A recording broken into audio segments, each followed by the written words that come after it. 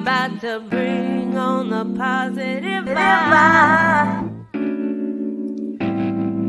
Wherever we go, we are gonna do. A pandemic that is killing 1 out of every 1,000 Black people in this country. This country is reckoning with racism, protests, social distancing, masks, school closures, quarantine. 2020 has been a year. And in the midst of all of this, we now are in the middle of the most important election of our lifetime. That sounds extreme, but all one need to do is examine the last 4 years. Charlottesville, the Parkland shooting, multiple associates of the current president arrested, tried, and convicted, children in cages, Muslim bans, impeachment, racism, bigotry, sexism, and xenophobia being expressed, promoted, encouraged, and often denied from the person who sits in the highest office in the land. Riots, protests. Did I mention the pandemic? And I don't know about you, but these last 4 years have been chaotic. Right now, we are a country that feels far from united. These divisions keep neighbor from speaking to neighbor, family from speaking to family. It feels like our elected officials are more interested in fighting than working, in pushing an agenda that helps them versus pushing an agenda that helps us. We are distrustful of politics and politicians and believe that the system is not designed to work for the people, specifically our people, Black people. Some of us are asking ourselves why we vote when nothing will change anyway. We see and feel the chaos and confusion around us, and while troubling, for some, this chaos and confusion is no different than the chaos and confusion that has followed Black folks for decades. We haven't seen any real changes and think my one vote won't make a difference and won't matter. But I'm here to tell you your one vote does matter. Your one vote is your voice. If your one vote didn't matter, folks wouldn't try so hard to stop you from using your voice. If your one vote didn't matter, folks in this state wouldn't still be trying so hard to make it more difficult for people to vote.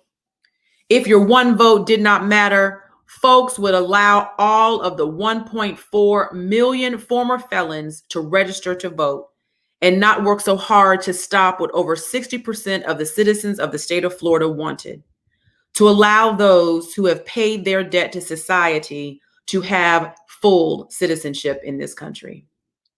Your voice matters. Your vote matters.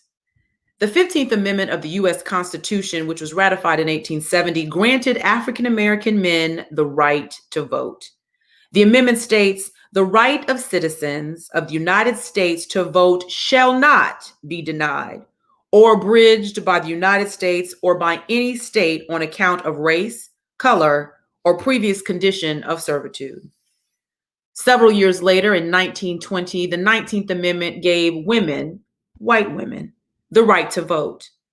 But if you know history, you know that despite these amendments, many states instituted laws making it nearly impossible for Black folks to vote, requiring that eligible voters pay a fee before voting, literacy test, asking Black folks to count the number of jelly beans in a jar.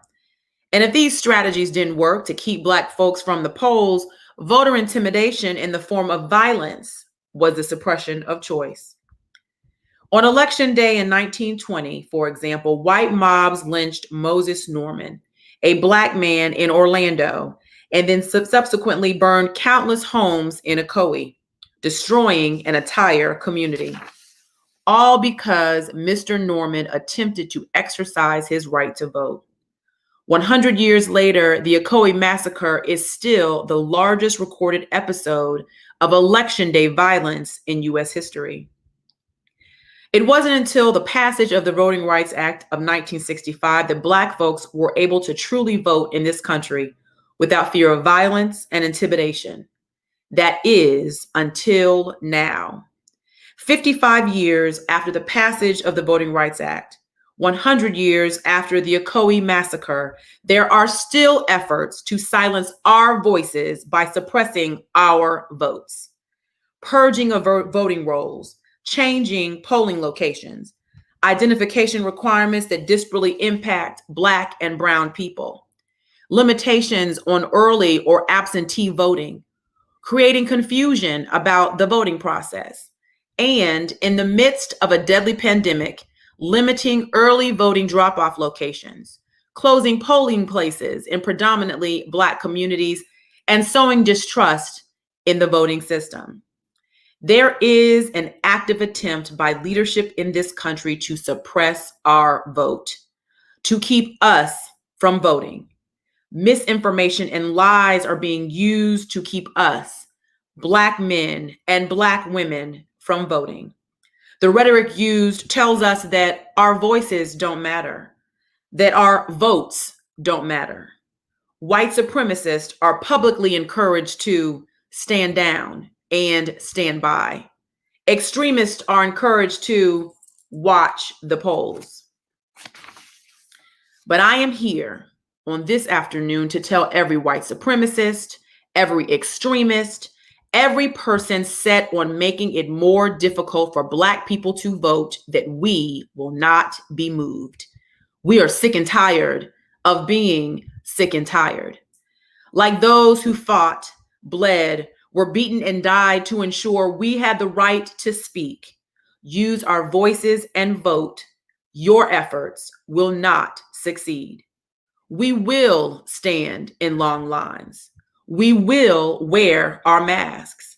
We will drive to the polls. We will vote early. We will vote on election day. And we will vote ballot down. We will vote and stay engaged. We will vote and protest. We will vote and hold our elected officials accountable. We will vote and show up to school board meetings and city council meetings and county commission meetings. We will vote because we know that our voices matter. We will vote because we want access to affordable health care. We will vote because we want a livable wage. We want to be able to feed our families. We will vote because we shouldn't have to choose between eating and paying bills. We will vote because we believe in climate change.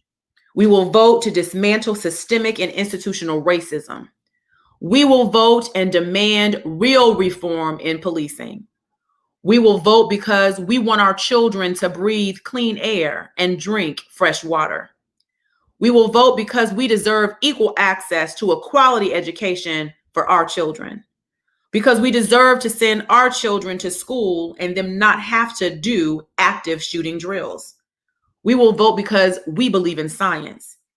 We will vote because we know wearing a mask will save lives. We will vote because we believe and know that the truth matters. We will vote because we believe that love trumps hate and decency and kindness and character matter. We will vote because we don't believe the government should tell a woman what she can and cannot do with her body. We will vote because we don't believe Black women should die when giving birth to children. We will vote because we don't believe Black men who play sports are SOBs. We will vote because we don't believe Black women are mad or nasty or low IQ or stupid or unqualified or dogs or out of control or racist or wacky. We will vote because we don't believe those Black men and women who served in the military are suckers or losers. We will vote because we don't believe protesters fighting systemic racism are thugs or terrorists. We will vote because we don't believe that in the face of white supremacy, there are fine people on both sides. We will vote because we believe that Black lives matter. And when we vote, we will be speaking for our children and our grandchildren and their grandchildren. When we vote, we will be speaking for the ancestors who were unable to speak and use their voices. When we vote, We will be speaking for the 226,000 plus people who have died from COVID. When we vote, we will be speaking for Trayvon Martin, for Ahmaud Arbery. When we vote, we will be speaking for Breonna Taylor. We will be speaking for Markeith McLaughlin, George Floyd. When we vote, we will be speaking for every unnamed and unarmed Black man or woman who has been murdered at the hands of law enforcement. When we vote, we will be speaking for them. We will be speaking for us because our voices matter and our votes matter. We have 9 days. Now, let's go vote.